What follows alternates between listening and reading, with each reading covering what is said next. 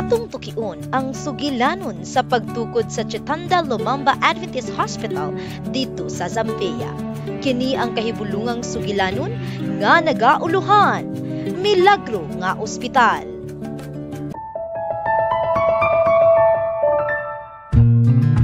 Si Dr. Muate Mwambazi, usa ka pediatrician ug leader sa Seventh-day Adventist Church, nagtan-aw sa Chitanda Lumamba Adventist Hospital nga usa ka milagro.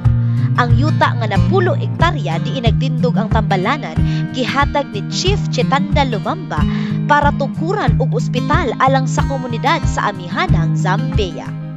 Una, ang plano mauunta nga ihatag kini sa gobyerno, apan ang punuan ug ang organisasyon nga nagtukod niini miduol sa Adventist Church ug nangutana, pwede ba ninyo gamiton kini sama sa Muame Adventist Hospital aron makatabang sa lawas ug espiritu?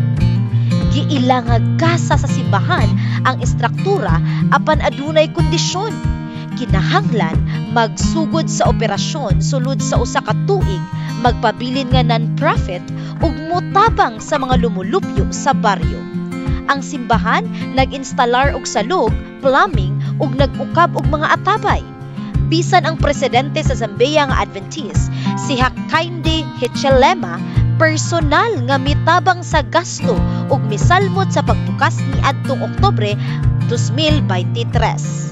Sa pag-abli, nagsaad usab ang presidente sa usa ka generator ug morgue.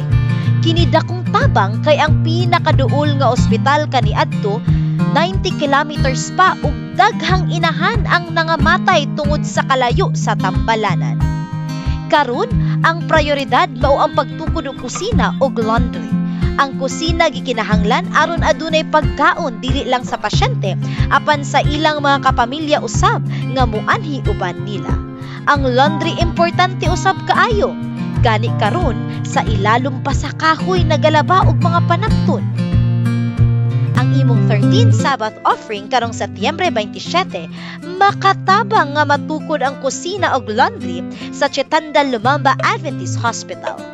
Daghang salamat sa makanunayon nga suporta ug sa pagplano ug managayaon nga halal.